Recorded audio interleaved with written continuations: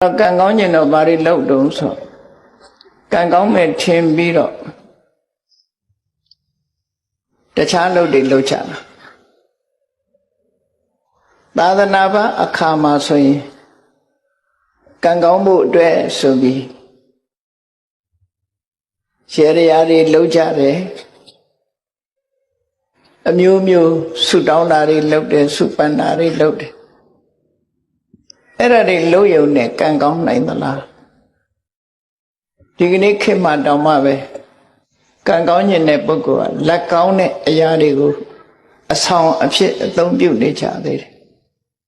စဉ်းစားကြည့်ရမှာဖြစ်တယ်ကံကောင်းခြင်းတို့အဆောင်ကောင်းတွေလုပ်ကြတယ်နာမည်ကြီးဖရာပထိုးတွေသွားပြီးတော့အမျိုးမျိုးဖုံဖုံလုပ်ကြတယ်ရိစိတ်တာတို့ဆုတောင်းတာတို့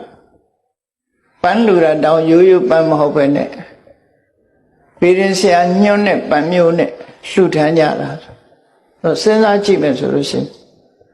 ကံကောင်းခြင်းလို့လုပ်နေကြတာဟာဘာတွေလုပ်ကြတော့ဆိုကံကောင်းတယ်လို့ကံကောင်းလိမ့်မယ်လို့ယူဆပြီးယုံကြည်ပြီးတုံးနဲ့တူမတူတဲ့အလုပ်တွေလုပ်ကြတယ်အဲ့တော့တုံးနဲ့တူမတူဘူးဆိုရဲကံကောင်းခြင်းရဲ့အကြောင်းဟာမတူညီဘူးဖြစ်နေမတူသည့်အတွက်ကြောင့်တယောက်လုပ်တာမှားရင်နောက်တယောက်လုပ်တာမှန်အလုံးအောင်မမှန်နိုင်ဘူးဖြစ်တယ်ဘာလို့ဆိုလူတိုင်းဟာကံမကောင်းကြအဲ့တော့ဘုရားဝတ္တဝင်သူတော်စင်တွေအနေနဲ့ဒီကနေ့မြတ်စွာဘုရားဟောကြားဆုံးမတဲ့ပိဋကတ်3သွဲနိကေ9ပြာဓမ္မခဏပေါင်း8400ဆိုတာညမပြေမှာထင်ရှားရှိတော့မှဖြစ်တယ်မိမိတို့ကိုယ်တိုင်လည်းဗုဒ္ဓသရဏဂစ္ဆာမိဓမ္မသရဏဂစ္ဆာမိဆိုပြီးဘုရားတရားတန်ခါရဏသုံးပါးကိုစိတ်ကကိုးကွယ်နေကြတဲ့ပုဂ္ဂိုလ်တွေဖြစ်တယ်ဖြစ်ပြီးသည့်အတွက်ကြောင့်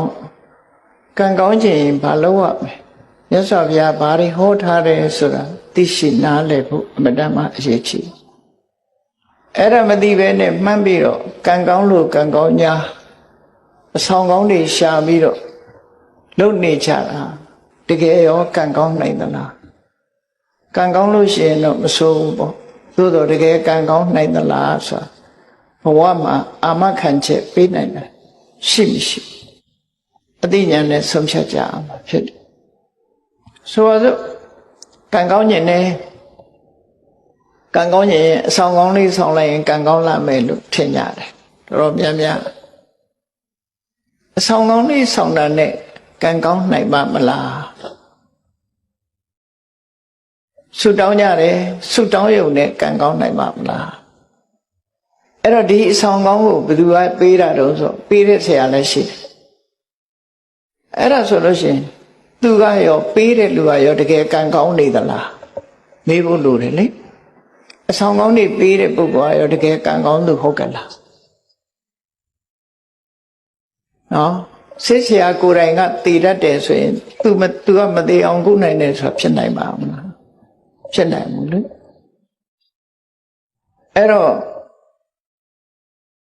အဆောင်ပေးတဲ့ပုဂ္ဂိုလ်ကိုယ်တိုင်ကရောကံကောင်းနေသလားဆိုစဉ်းစား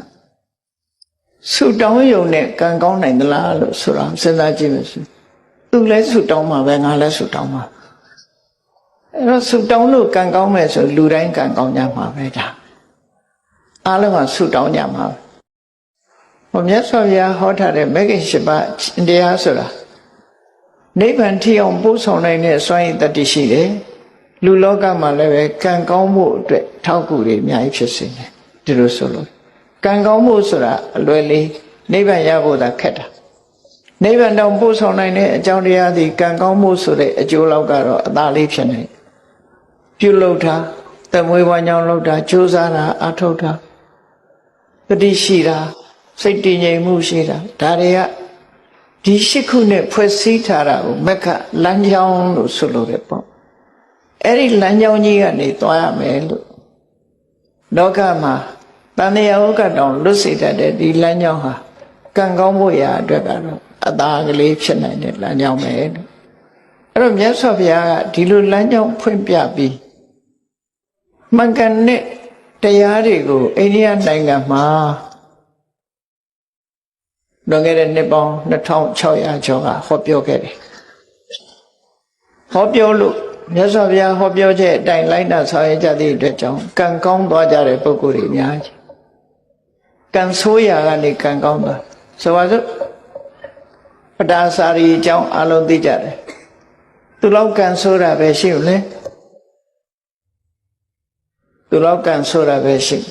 တောကြီးမြက်မဲခရီးသွားလာတဲ့အချိန်မှာလူမမဲအရွယ်သားကလေးတယောက်အာကိုရတဲ့လင်းယောက်ျားနဲ့အတူလာအဲ့ဒီမှာတည်းလမ်းမှာပဲမီးဖွာတဲ့အချိန်ကလည်းတကယ်ကိုမိုးကအကြီးကျယ်ရွာနေမိုးခိုစရာမရှိဘူးတစ်ပင်အောက်မှာသူကိုယ်တိုင်ကကြောကိုမိုးဆုပ်ခံပြီးကလေးမိုးမစော့အောင်ထိမ့်သိမ်းဆော့ရှော့နေရတဲ့အနေအထားမျိုးစဉ်းစားကြည့်ပေါ့အဲ့ဒီအချိန်မှာချမ်းလို့မီးလုံမိုးရာအတွက်ထင်း600ဖို့ဆိုမတန်ခဲနေလေထင်း6သွားခွေတာမမြင်မကန်းနဲ့မဟုတ်ကထွက်ပြီးကိုက်လိုက်တဲ့အခါသေဆုံးသွားယောက်ျားသေဆုံးသွားလူမမဲကလေးလေး2ယောက်နဲ့သူ1ယောက်တည်းတော်ထဲမှာတညာလုံးအဲ့ဒီကနေပြီးတော့ကလေး2ယောက်လက်ဆွဲပြီးညကရွာထားတဲ့မိုးကအလွန်ကြီးတော့ချောင်းရည်အကြီးနေတယ်အစိရဝတီမြစ်ဆိုတာတခဏပဲရေရှိတဲ့မြစ်ပဲအဲချောင်းရည်ကိုဖြတ်ကူးတဲ့အခါမှာလူမမဲသားကလေးကိုပွေ့ချပြီးဟိုဘက်ရောက်အောင်ပို့ပြန်လာတဲ့အချိန်မှာမွေးပြီးကစားကလေးဆိုနီရဲသေးသေးလေးတားတစ်ထင်ပြီးတော့စွန်ကဝဲနေရကနေထိုးဆင်းပြီးတော့ချီတယ်ကိုကလည်းမြစ်လက်ကောင်ရောက်နေပြီဆိုတော့မောင်းမွေရခက်သွားအဲ့ဒီမှာ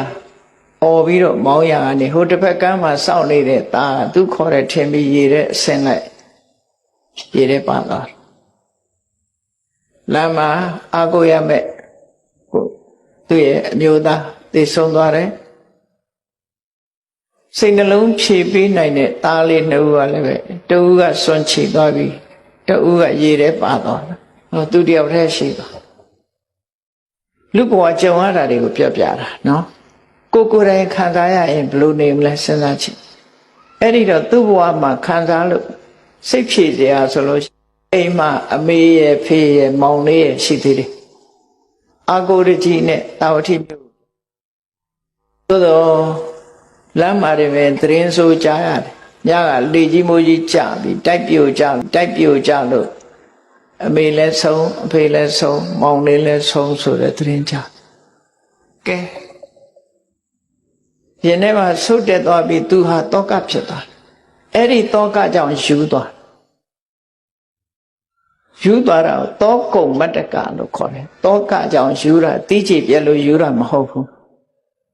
တောကကြောင့်ယူသွားတဲ့ပဒါစာရီဟာမြတ်စွာဘုရားနဲ့တွေ့တဲ့အခါမှာပြေချောင်းမြတ်စွာဘုရားမြင်လိုက်တာနဲ့မြတ်စွာဘုရားနဲ့အခုလိုဒီလိုတရားပွဲကြီးထဲမှာသူကရောက်လာပြီးဘုရားရှိအနာထီအောင်ရောက်လာတော့လူတွေကမဝင်ဖို့တားတယ်ဒါပေမဲ့လို့သူကဘုရားနာထီရောက်လာအဝတ်ကမပါဘူးမြတ်စွာဘုရားကကရုဏာတရားမေတ္တာတရားအကျဉ်းမေတ္တာဖြန့်ကျက်ထားတဲ့နှလုံးသားရှိတဲ့စကားနဲ့တတိထားပါလို့ပြောလိုက်တဲ့စကားနားထဲဝင်သွားတဲ့အခါသူတောကလေးဟာရော့ကျသွားအဲ့ဒီအချိန်မှာတတိပြန်ရလာတော့လောကကြီးမှာရှိသမျှနေရာတွေအားလုံးနဲ့လူမျိုးလုံးနဲ့သက်ဆိုင်တဲ့ဆိုတဲ့မြတ်စွာဘုရားရဲ့စကားရှင်းပြတဲ့တရားစကားကိုနားထောင်ရင်အသိဉာဏ်တွေဖြစ်လာတယ်ဟုတ်တာပဲအတယောက်တည်းမှမဟုတ်တာတလောကလုံးဟာအိုခြင်းနာခြင်းသိခြင်းဆိုတဲ့ဆင်းရဲဒုက္ခတွေကြုံတွေ့နေကြတာစဉ်းစားတတ်လားစဉ်းစားဉာဏ်ကမှတောကကိုဖယ်နိုင်တာဖြစ်တယ်အဲ့ဒီချိန်မှာသူတောကရောကျသွားပြီနောက်ဆုံးမှာယဟန်ဘဝရောက်သောတပန်ဖြစ်တရားဆက်ကျင့်တော့ယဟန္တာမဖြစ်သွားတယ်ကြည့်လေလမ်းစဉ်မှန်ကန်တဲ့အမြင်တွေ့လိုက်တဲ့အခါမှာကံဆိုးတဲ့ပဒါစာရီဟာကံကောင်းသူမှဖြစ်သွား ကိုယ်ရဲ့ချမ်းသာတဲ့လူတွေဟာအဆောင်ကောင်းလို့ချမ်းသာနေကြတာလားစီးပွားရေးအောင်မြင်နေတဲ့ပုဂ္ဂိုလ်တွေဟာအဆောင်ကောင်းလို့လားမေးကြရှိတယ်လေသူတို့ဘာတွေကောင်းလို့ချမ်းသာတာလဲဆိုတာမြတ်စွာဘုရားဟောတဲ့အခါကျရှင်းတော့ဘုရားဘာသာဖြစ်ပြီးတို့တွေဟာကံကောင်းခြင်းလို့ရှိရင်ဘာလို့ရမလဲဆိုတာတိတိကျကျမသိချပဲနဲ့ဆူတောင်းတာဟာကံကောင်းတယ်လို့ထင်တယ်အဆောင်ကောင်းဆောင်လို့ရှိရင်ကံကောင်းတယ်လို့ထင်တယ်ကြံပင်ဆိုင်ရဲ့အကြံစီအောင်တယ်လို့လည်းပြောကြတယ်ဂျင်းဆိုင်တဲ့အခါမှာချက်ချင်းကြီးပွားတယ်လို့လည်းပြောကြဒါတွေဟုတ်ကဲ့လားအများကြီးပဲအကုန်လုံးတော့မပြောချင်ပါဘူးเนาะရေတရားဆိုတာအများကြီးပဲလုပ်နေကြရှေးကုံဘုရားပေါ်တက်ကြည့်စနေတော်ကဘုရားစနေသားသမီးတွေလာပြီးရေလောင်းတာမွန်းနေတနင်္ဂနွေတော်ကဘုရားတနင်္ဂနွေသားသမီးတွေလာမောင်းဘာလုပ်ကြတာတော့လို့မင်းကံကောင်းခြင်းလို့လုပ်နေကြတာအဲ့ဒါတွေဟာကံကောင်းနိုင်သလား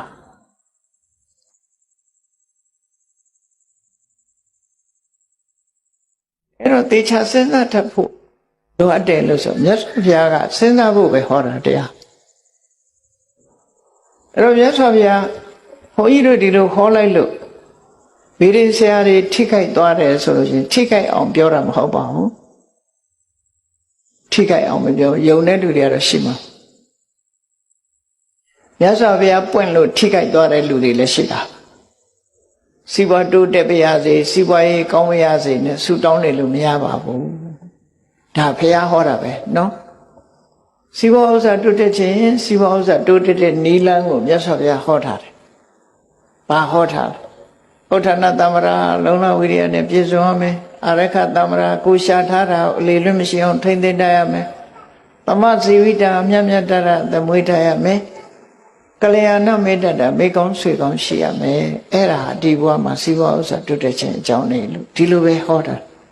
အဲ့ထက်ပဲရေတရားခြေရမယ်လို့မပါဘူးเนาะအဆောင်ကောင်းဆောင်ရမယ်လို့မပါဘူးဆိုလိုတာကမြန်မာပြည်မှာဗုဒ္ဓဘာသာလို့သာဆိုသေးတာခဏိချိန်ထိကောတုဟလမင်္ဂလာဆိုတာတွေကမပြောက်သေးဘူးဘယ်နာဒီအစွမ်းတကူရှိတဲ့ပုဂ္ဂိုလ်ပေါ်တယ်ဆိုသွားကြပြီလောက်ကြပြီနော်အဲ့ဒါတွေကမှန်သလားသွားလှူခြင်းတော့လှူပါမလှူပါနဲ့လို့မပြောလို့ဘူးအမှန်မှန်ကိုတော့သိဖို့ပြောရမှာဖြစ်တယ်ပေါ့နော်အမှန်မှန်ကိုသိဖို့လိုတယ်ကိုလုပ်တဲ့အလုပ်ဟာ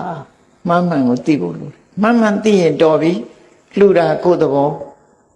မှန်မှန်သိဖို့လိုတယ်သို့တော့အမှားကိုအမှန်ထင်နေတာတမ္မာဒိဋ္ဌိမဟုတ်ဘူးအဲ့ဒါကြောင့်ဒီကနေ့ထိအောင်ရန်ကုန်မြို့ပါပန္နတော်ပြောပါဦးရန်ကုန်မြို့ကရွှေတကုံသွားကြည့်နော်ဒီကနေ့ထိအောင်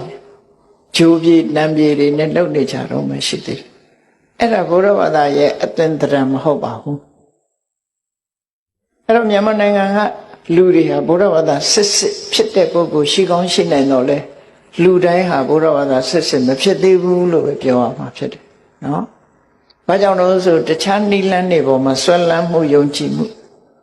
superstition လို့ခေါ်တယ် superstition ဆိုတာဆွဲလန်းနေယုံကြည်မှုတွေအဲ့ဒါ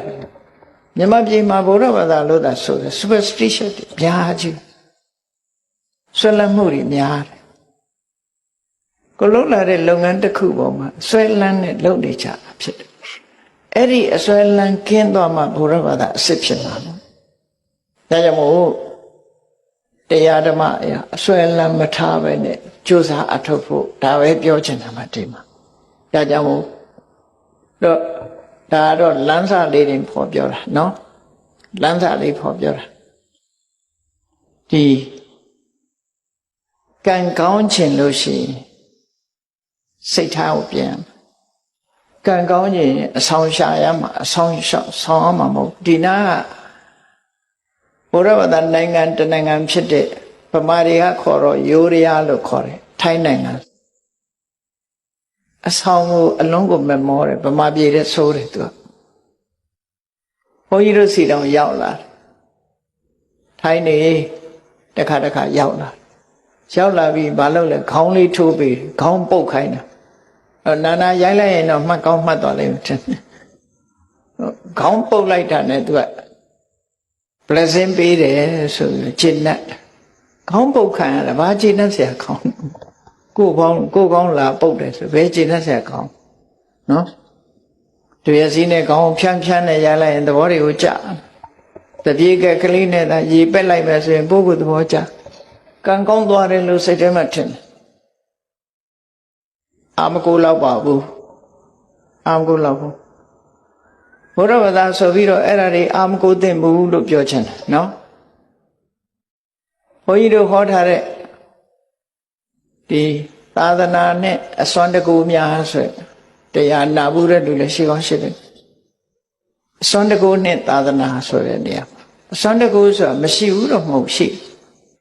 အာကိုလောက်တဲ့အစွမ်းတကူမဟုတ်စွမ်းတကူအာကိုလောက်တဲ့အစွမ်းတကူဟာကိုယ်ထဲမှာပဲရှိကိုယ်ထဲမှာပဲရှိကိုယ်ရင်မှာပဲရှိ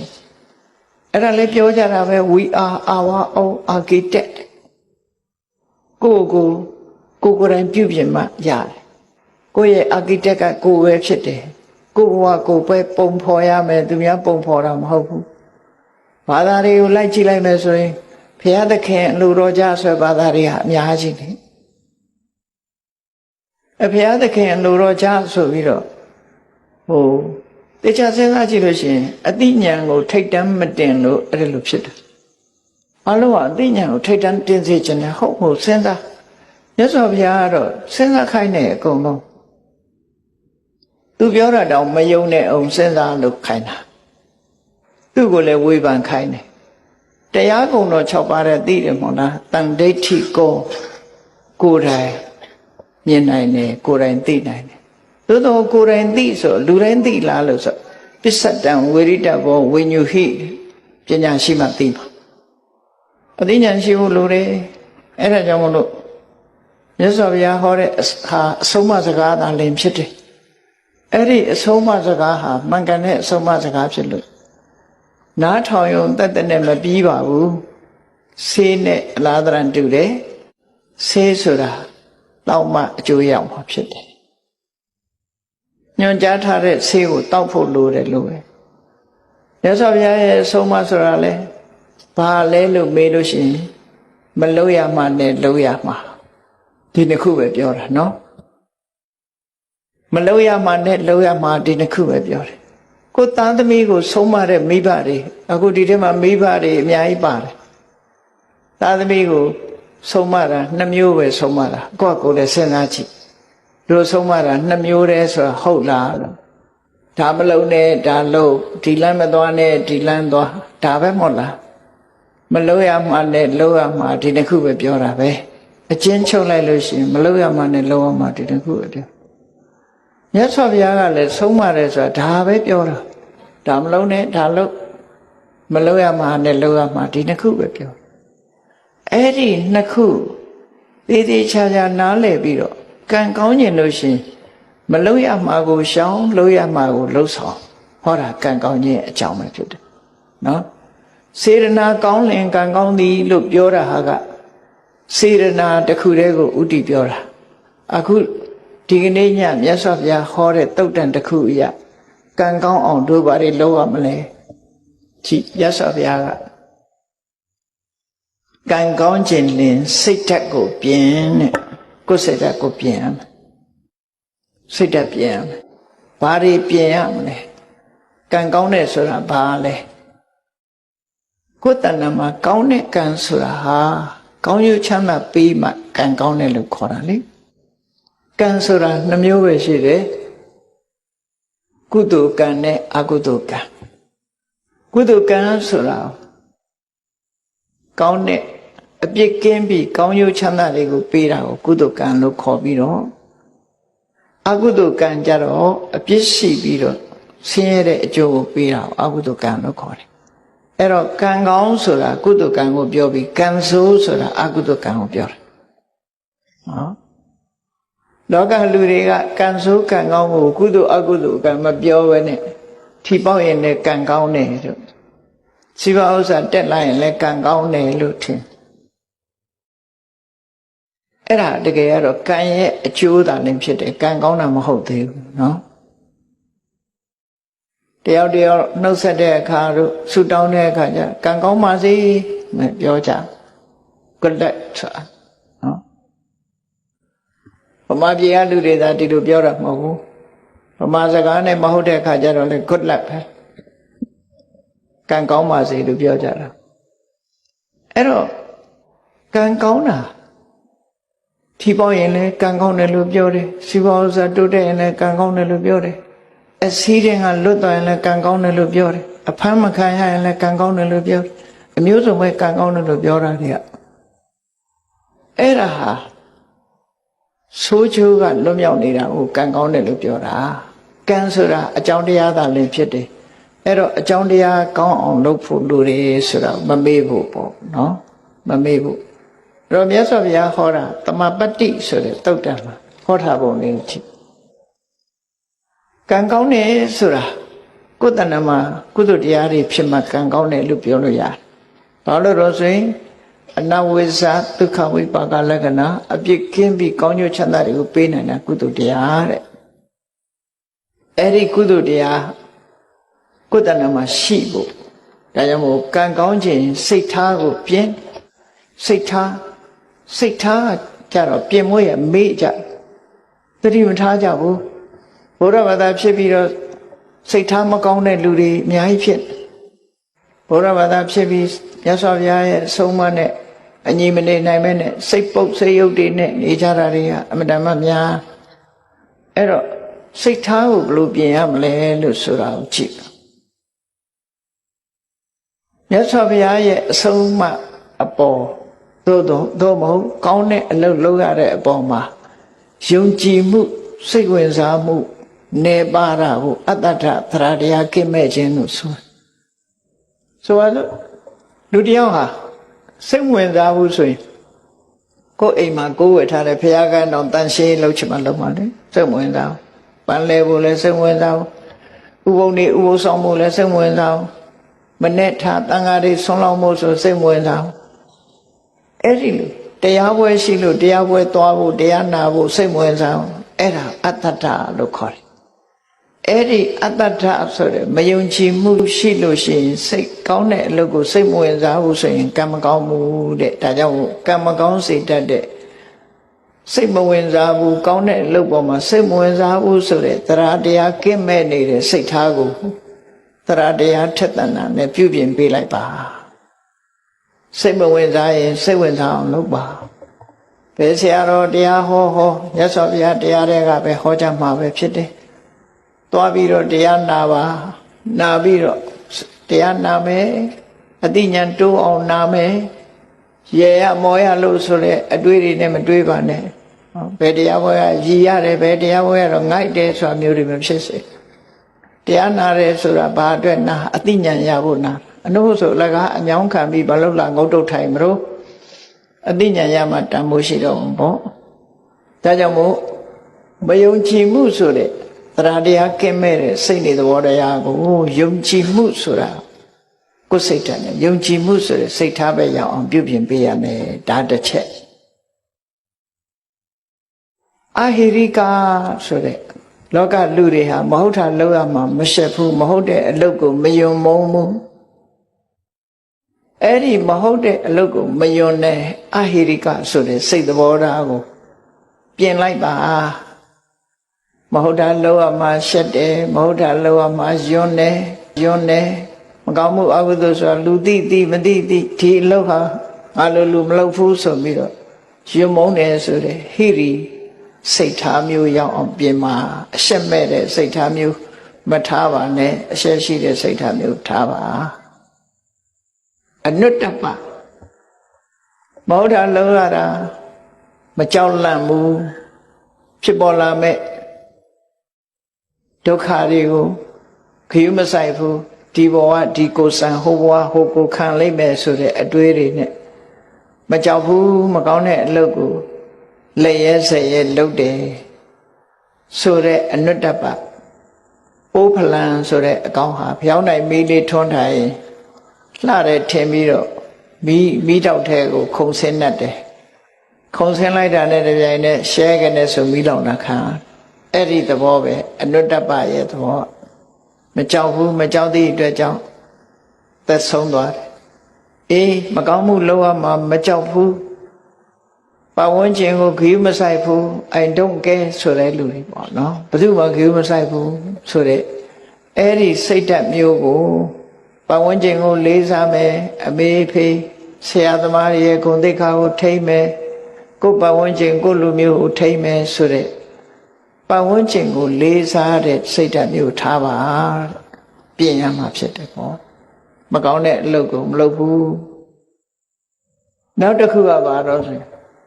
လူတွေမှာစိတ်ဓာတ်နှမျိုးရှိတယ်အလုပ်တစ်ခုလုပ်ချင်လုပ်မယ်ဆိုရင်အချိန်ဆွဲတယ်အပြင်းထူတယ်နော်အပြင်းထူတယ်အချိန်ဆွဲတယ်ဆိုဘယ်လိုဆွဲလဲဆိုစောပါသေးတယ်နော်စောပါသေးတယ်စောနေတဲ့အချိန်ဆိုရင်စောသေးတယ်နော်ရာသီဥတုကအေးလို့ရှိရင်လည်းရာသီဥတုကအေးတယ်အေးလွန်းနေတယ်ပူတဲ့အခါကျတော့လည်းပူလွန်းနေနောက်ကျသွားလို့ရှိရင်လည်းနောက်ကျသွားပြီ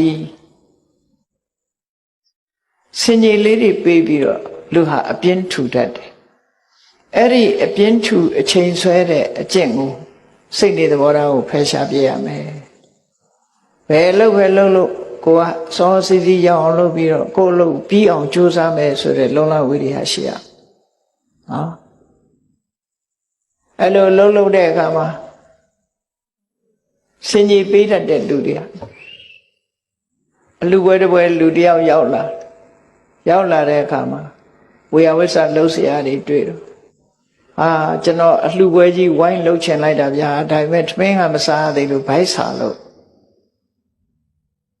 ဝိုင်းတော့ဝေယဝိဆတွေလှုပ်ချင်ပါတယ်ဒါပေမဲ့ဘိုက်ကစားနေသေးတယ်ဆိုအဟုတ်ထင်ပြီးသူထမင်းကြွေးကြထမင်းစားပြီးတဲ့အခါလှုပ်ရှားရှိတယ်လေအများကြီးကျုပ်လှုပ်ချင်တယ်ဗျာဒါပေမဲ့ဘိုက်ကလေးနေတယ်ခုအဲ့တော့ထမင်းစားတော့ကလည်းစားလို့အကြောင်းပြထမင်းစားပြီးပြန်တော့လည်းဘိုက်လေးလို့အကြောင်းပြမလှုပ်တာတူပဲလေအဲ့ဒါအချိန်ဆွဲခြင်းအပြင်းထူခြင်းပဲဖြစ်တယ်လောကမှာနေတဲ့ပုဂ္ဂိုလ်တွေဟာအချိန်ဆွဲခြင်းအပြင်းထူခြင်းဖြင့်ကြီးပွားတိုးတက်မှုမရနိုင်ဘူးတဲ့ဒါကြောင့်မို့ပြင်းရခြင်းအပြင်းထူခြင်းအချိန်ဆွဲခြင်းဆိုတဲ့အကျင့်ဆိုးစိတ်နေသဘောထားတွေကိုပြင်ပြီးတော့ဘာလို့နောက်မဆုတ်ပဲတက်ကြွချိုးစားအထုတ်ပဲဆိုတဲ့လုံလဝိရိယစိတ်နေသဘောထားကိုပြင်မှာအဲ့ဒါဆိုရင်ကံကောင်းလာပါလိမ့်မယ်ကံကောင်းခြင်းအဲ့ဒါလုပ်ဖို့လိုအဆောင်နေဆောင်မနေနဲ့ဒီတိုင်းနေနော်ကံကောင်းလာလိမ့်မယ်နောက်ဆုံးအရေးကြီးဆုံးကတော့ဘာလို့ဆိုရင်စဉ်းစားဉာဏ်မရှိဘူးဆိုရင်ကံမကောင်းနိုင်ဘူးလုံးတင်တာနဲ့မလုံးတင်တာမစဉ်းစားတတ်ဘူးစီးပွားရှာတဲ့အခါမှာလည်းပဲဒီဆင်ញင်တုံတရားမရှိဘူးဆိုရင်စီးပွားဥစ္စာမဖြစ်ဘူးဆင်ញင်တုံတရားရှိအသိဉာဏ်ကြဲပြန့်စီးပွားအထုတ်မယ်ဆိုလို့ရှိရင်စီးပွားဥစ္စာဖြစ်တယ်တိုးတက်များပြားသွားတဲ့ပုဂ္ဂိုလ်ကစီးပွားဥစ္စာဒီပန္တနောမျိုးကနေပြီးတော့ကပ္ပကုလသမဂ္ဂမှာအတွင်းဝန်ချုပ်ထီအောင်ဖြစ်သွားတာဥတ္တန်ဆိုတာအလုံးသိနေကြသူဟာပြင်းထူနေလို့ဖြစ်တာလားကြိုးစားလို့ဖြစ်တာလားပညာမဲ့ရဲ့တန်းနဲ့ဖြစ်တာလားပညာရှိလို့ဖြစ်တာလားပြောကောင်းပြောကြလိုက်မယ်ဥတ္တန်ကံကောင်းတယ်လို့နော်တကယ်ကတော့ဥတ္တန်မှာအခုလိုအရေးချင်းကောင်းနေရှိလို့ဖြစ်တာဖြစ်တယ်သူဟာအပြင်းမထူဘူးပညာထက်မြက်တယ်မကောင်းတဲ့အလုပ်ကိုရှက်တယ်ဥတ္တန်ရှစ်ပုံလေးတစ်ခုပြောပြမယ်နော်ဗမာဥတ္တန်ဆိုတဲ့အထုပ္ပတိစာအုပ်ကိုပထမအင်္ဂလိပ်လိုရေးတာအင်္ဂလိပ်လိုရေးတဲ့အခါကျတော့စာရေးဆရာမကဥတ္တန်စီသွားပြတယ်စာမှုမှာသွားပြတော့ဥတ္တန်ကကြည့်ပြီးကျွန်တော်မဖတ်တော့ပါဘူးတဲ့ဘာဖြစ်လို့လဲကျွန်တော်တခုပြင်မိရင်ကျွန်တော်ပတ်သက်သွားလိမ့်မယ်ကိုထုပ္ပတိကိုလုံးတယ်လို့ဖြစ်သွားလိမ့်မယ်ကျွန်တော်တခုပြင်မိမှဆိုလို့မဖတ်တော့ပါဘူးပြောအဲ့တော့အဲ့ဒီမျိုးသမီးကဘာပြောတော့ဆိုရှင်ပြင်မိတယ်ပြင်ကြရှိလဲပြင်လိုက်ပါပေါ့ဘေးကဘယ်သူမှမသိပါဘူးရှင်ပြင်တယ်ဆိုတော့ဘယ်သူမှမသိပါဘူးလို့ကျွန်တော်သိတယ်လေတဲ့သူပြောတာအဲ့တော့သူဟာမဟုတ်တာမလုပ်ချင်ဘူးဆိုစိတ်ဓာတ်မထင်ရှားပဲဘူးလား သူမပတ်သက်ချင်ဘူးဆိုတာကိုဘယ်သူမှသိမသိဒါအဓိကမဟုတ်ဘူးသူပတ်သက်နေတာမလုပ်ချင်သူထုပ်ပတ်တိကိုသူရေးတယ်ဆိုတော့သူစိတ်ထဲမှာဝါကြွားတယ်လို့ထင်ကောင်းထင်မိလိမ့်မယ်တချို့ချက်တွေအကယ်၍စာရေးဆရာမကရေးထားတာမပြည့်စုံမှုဆိုရင်သူကဖြည့်လိုက်လိမ့်မယ်ဖြည့်လိုက်လို့ရှိရင်သူဖြည့်လိုက်တဲ့ဟာအမှန်မှန်ဖြစ်စေကမူသူဖြည့်လိုက်သည့်အတွက်ကြောင့်ဝါကြွားတယ်လို့ဖြစ်ခြင်းနဲ့ဖြစ်သွားအဲ့ဒါမျိုးကိုသူကိုယ်တိုင်မပတ်သက်ချင်ဘူးလို့ပြောတယ်ဘယ်သူမှသိတာမှမဟုတ်ပဲနဲ့ဆိုကျွန်တော်သိတယ်လေတဲ့ပြောတယ်တခွန်းပဲပြန်ပြောတော့ကျွန်တော်သိတယ်အဲ့ဒီထုပ်ပတိစာအုပ်ဏိဌာန်ဖတ်ဖူးရင်သိပါလိမ့်မယ်ဒီလိုရေးထားတယ်ဆိုတာနော်အဲ့တော့မြတ်စွာဘုရားဟောတဲ့တရားတော်နဲ့အညပဲမြတ်စွာဘုရားကဟောတယ်လေ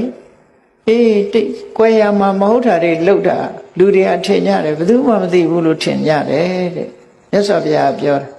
အတ္တတိပုရိသဇာနာတိမင်းသိတယ်လေတဲ့သူများမသိပေမဲ့မင်းသိပါမယ်